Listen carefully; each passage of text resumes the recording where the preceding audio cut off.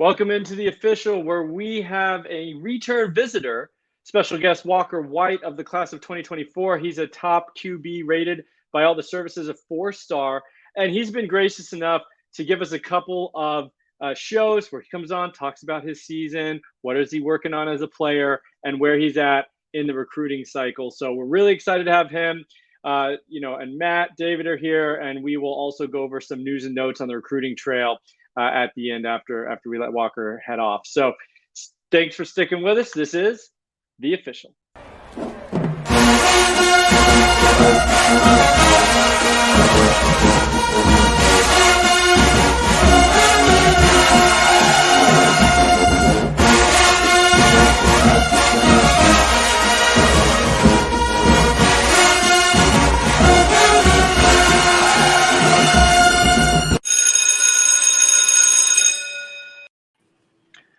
All right, welcome in. We've got Matt, we've got David, and special guest Walker White. If you haven't followed us, and this is one of your first shows, Walker's a good friend of the show. He's now been on, this will be 3 times. Highly rated quarterback in the class of 2024, and 4-star prospect on all the services. And we are delighted to have him here again. Walker, good evening. How's it going? It's going good. It's going good. I just got out of football about an hour ago, and now I'm just at home, and the season's going good. We just got off a bye week and played our first game off the bye week and got a good win. So season's rolling, doing good. That's awesome. Well, we are really glad to have you here. Before we get started, like and subscribe to this video if you like what we do here at The Official. Go check out the brand new and improved website. We've got multiple subscriptions for all of your college football and recruiting needs. Campus2Canton.com. That's our parent website. Articles, tools, guides, and multiple other ways you can really enjoy both college football and, of course, what we do here at The Official, which is diving into the recruits on the high school side. So welcome in, Matt. We had a little technical difficulty. David, ready to get started? Like you said, Walker, you're off a bye, heading into the second half of your season here for Little Rock Christian Academy in, obviously, Little Rock, Arkansas.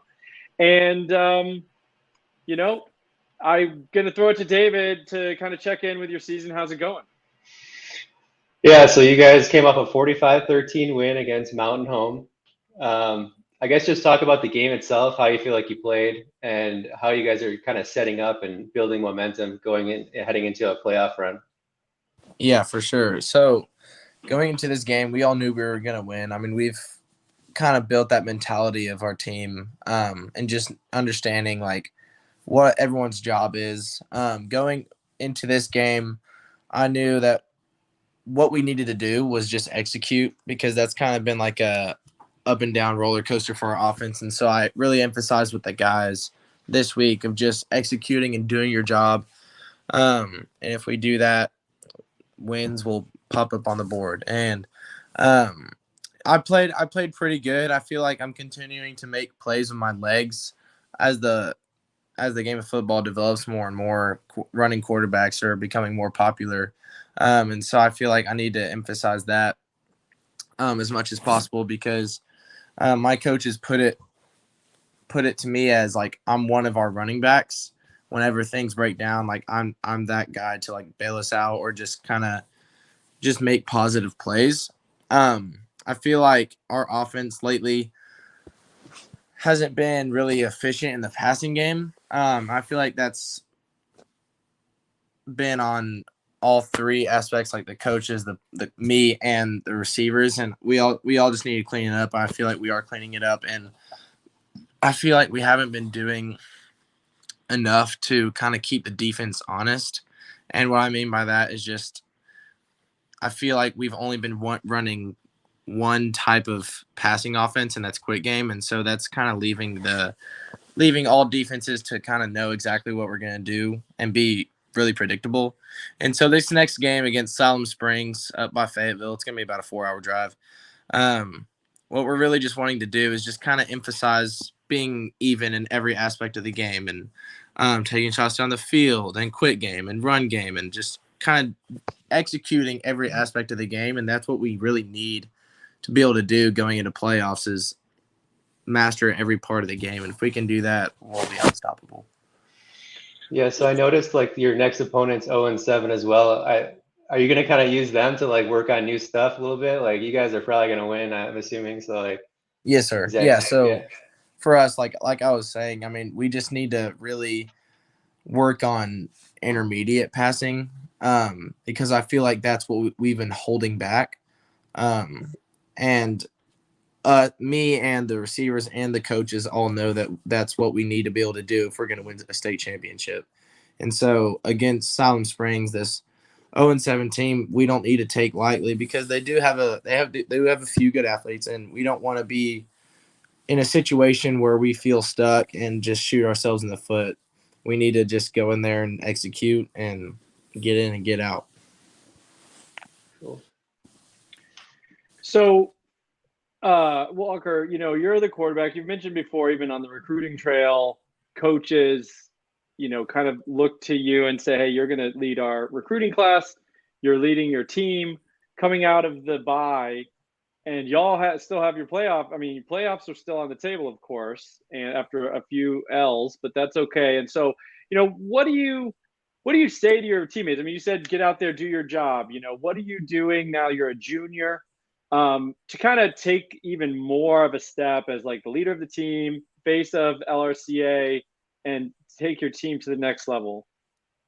Yeah. So for me personally, I think the biggest thing is just the attitude that I show, because the whole offense reflects on how I act. And so if after a bad play, I'm down in the dumps and I'm mad and I'm like pissing myself off and I'm like not kind of like moving on, then the offense won't. And then it'll just be like a domino effect and we'll fall down.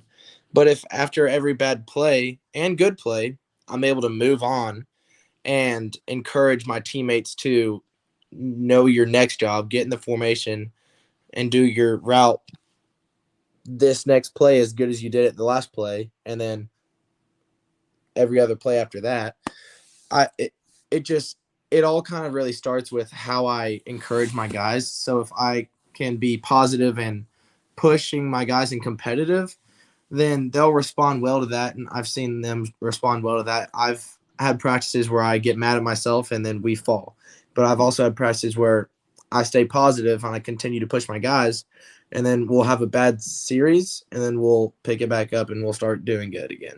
And so, I mean, for me, the biggest thing is just kind of encouraging my guys and knowing my job in that leadership role, because I am naturally like a good leader, and every quarterback is the running engine of the offense. And so if I'm down, the engine doesn't run.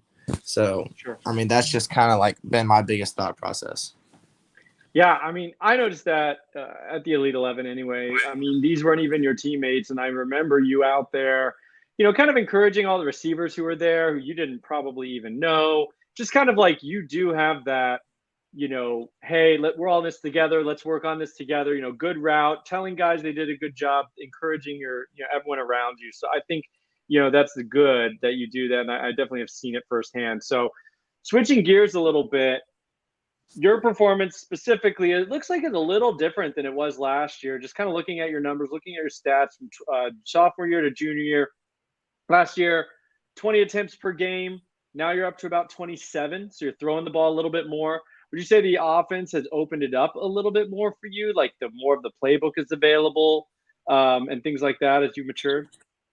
I would say based on from comparison of last year to this year, we have upped the throwing by a good amount. But like I was saying, I mean, just there's a little bit of inconsistency with our offense. Last game we only threw it 19 times, maybe 5 of those or 6 of those being screens.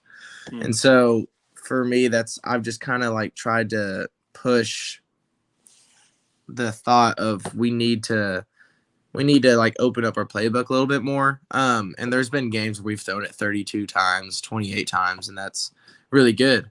And then whenever we do throw it that many times, I need to be efficient enough to have a high high completion percentage. So, but yeah, I mean, for me, I want to keep the defenses honest because I feel like sometimes if we're so conservative, we'll be predictable, and then we don't end up having the success that we pictured in practice. And so there has been a lot more throwing, but I feel like we can also be a little bit more evened out. Gotcha. And then on the ground, that's a big part of your game. We've talked about it before.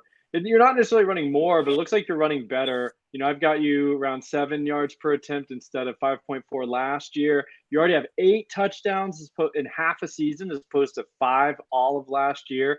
So, is that an area of your game? You mentioned before you are kind of running a little bit more or in different ways, or kind of are they using you more towards the goal line? Anything like that is a development on the ground. No, I think our running game this year has gotten really good. I think we've gotten more creative. I think I also have gotten faster and quicker. Um, I don't know if I've told you this, but during for 6 months or 5 months, I took tap classes. And so I mainly did that for my footwork.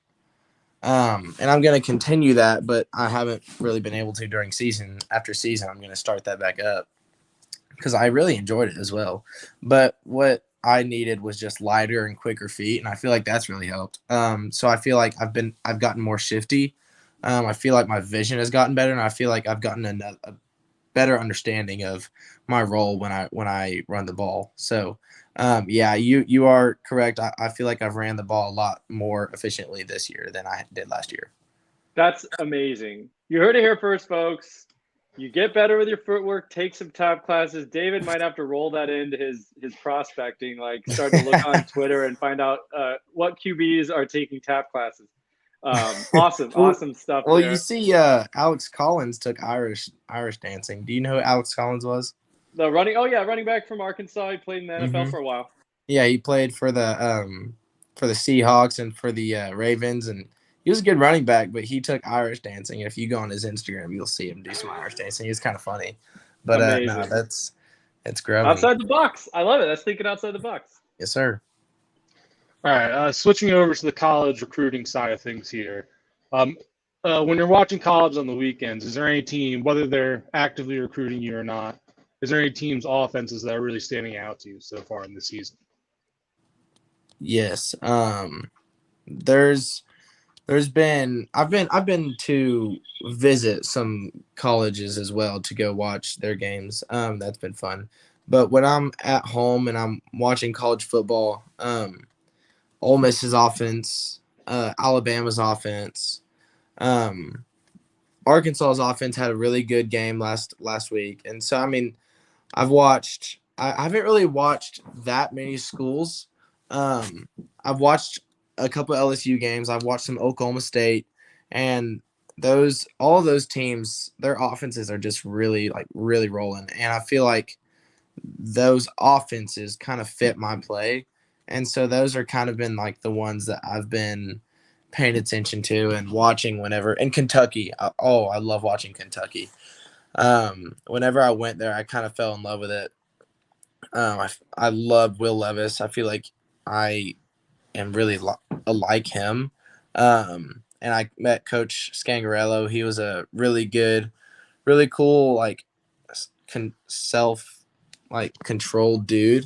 And I love watching his offense. I think I'm not surprised at all of how well they've done this year. And so, yeah, those are kind of the offenses I've been paying attention to.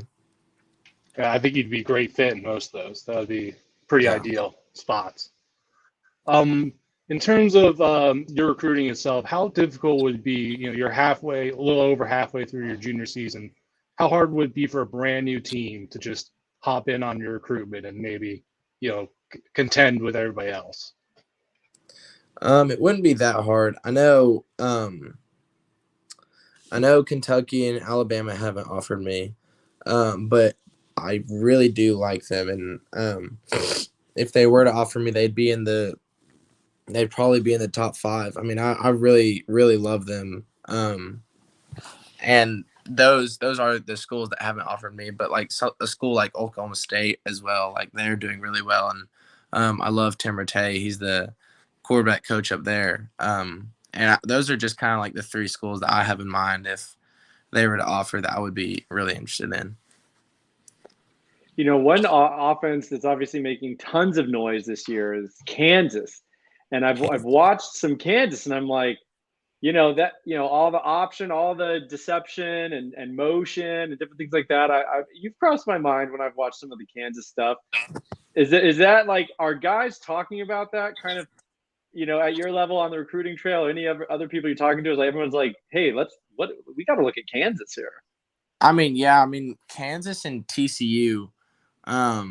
TCU's their backup quarterback and their OC Coach Riley, they're doing really well. I actually haven't been able to watch Kansas. I haven't been able to watch one of their games, but I have watched a little bit of TCU's, and they're kind of like the same aspect. And Kansas State is doing really good as well. I watched them play Oklahoma, and those three schools are like, their offenses are rolling, but you see it starts with the quarterback, and so that's just kind of like really cool to see because I actually met Chandler Morris, who is the original starter for TCU. He got hurt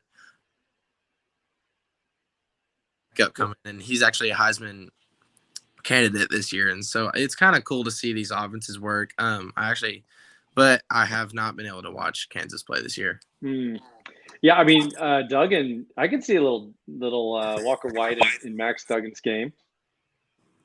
Yeah, Max Duggan is. I was just on the phone with a TCU coach, and he's doing good. He's doing good. Yeah, for sure. All right, man. Well, thanks for taking some time. I know your schedule is crazy busy, but we love getting that insight. Just getting to know you, getting to know the process. That's really cool for us. Anybody else have any final parting words? That's all. No, man. Just thanks for your time. Appreciate it. Yes, sir. Yes, sir. Thank you for coming on. Y'all. All right, Walker. We'll talk to you later. Yes, sir. Thank y'all so much. See you. Thank you. See y'all later. Yes, sir. All right. It was a great meeting. I mean, yeah, you're here to hear first inside information on special training for footwork. All right, so we're going to switch gears here, go over some news and notes for the second half of the show. Just kind of a grab bag, things we've been talking about behind the scenes we figured would be worth bringing to everyone's attention. David, we talked about this a little bit during the mock draft. I drafted a Marion Peterson, running back going to USC, and we had a little debate about the weight, his weight listed, I think, on 3 at 182. But David found, what's he up to on 3 now? Yeah, so I usually lean on 3 because they usually seem to be they're mostly up to date on their weights, and they had him at 182, and now they have him at 220. And we knew he wasn't 182 just by looking at him. So like his Twitter profile says he's 210. I don't know. He's somewhere in there between the 210, 220 range. So that's very positive, especially with the mile per hour we have on him, which I'm pretty sure is over 21 miles per hour. Yeah, I think it's over 21. Yeah, I think it's Matt, like 21. Did you plug that in at all to any of your models or the comparison tool that changes a little bit of your opinion on him? Yes, but I'm a little tentative still because I think he put on at least 15 to 20 pounds coming into this season.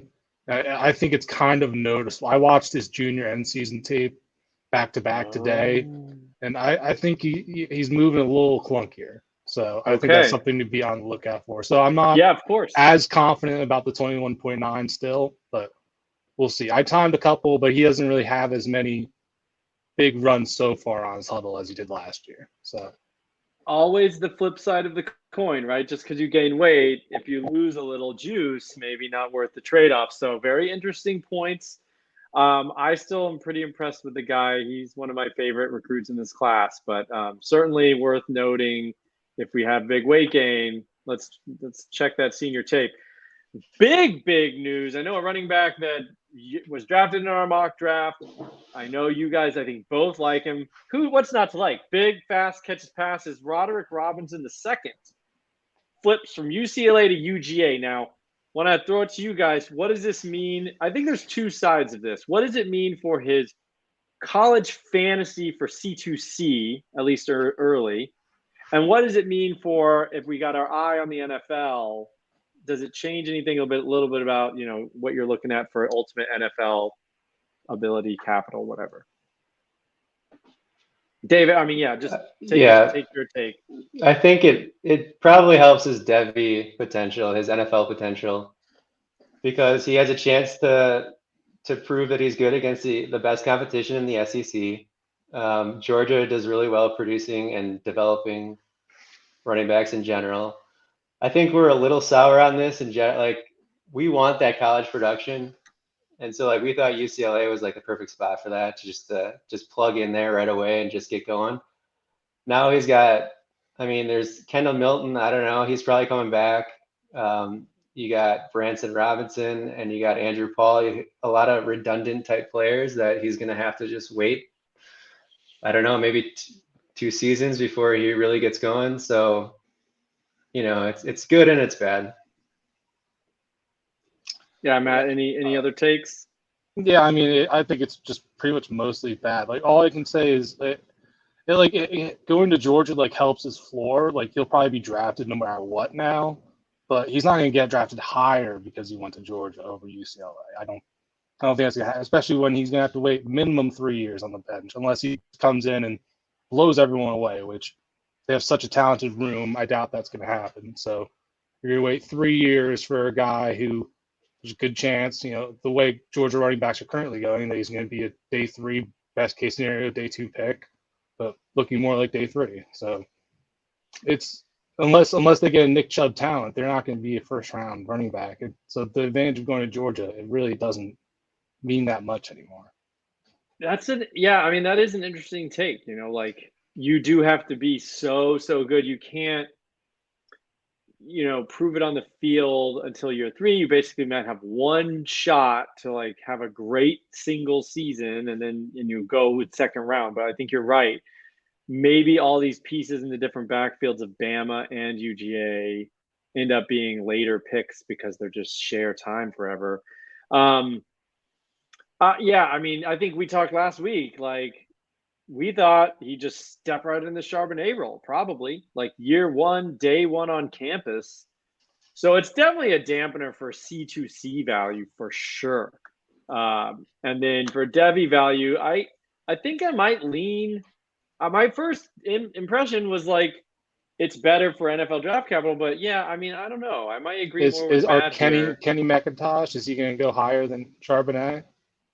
No, yeah, exactly. No, I think you make some good points there. I'm not sure if it's beneficial for any draft capital or C2C, so it is kind of a bummer. But you can't argue. I mean, the guy wants to go get developed by the best of the best, play in the SEC, compete for a national championship. Who am I to say don't do that? Some senior year red flags. David, I know, was kind of mining through some of the stats, keeping up to date with some of these guys. We have 2 guys that popped for you as a little concerning for senior year when, you want these guys to be trajectory up, having the best season of their life. Carmelo English, who decommitted from Auburn, we mentioned him a few weeks ago. And then I think it's Christian Hamilton committed to UNC. David, what are you seeing that maybe there's some pause here for these are 4-star prospects. So these are fairly high blue chip guys that you have a little concerns about. Yeah, they're pretty highly ranked. Carmelo English, I believe he decommitted from Auburn, but a lot of schools are coming after him, and to me, it kind of seems like he's regressing a little bit. He last year, his teammates averaged more yards per reception than him. Is it a huge deal? Maybe not. He still had 70 receptions, but this season he's only averaging 11.2 yards per reception. It just seems like he should be more dominant on the high school level. Things are only going to get harder going forward.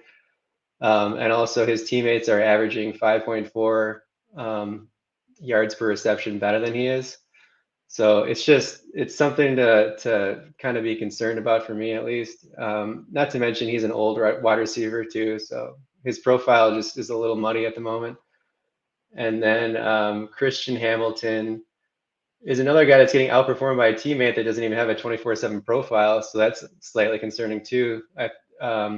one of his teammates, I believe it's Jalen Harris. He has like 200 more yards than he does so far this season. So, we're probably only halfway through the season. It's just something to monitor at this point.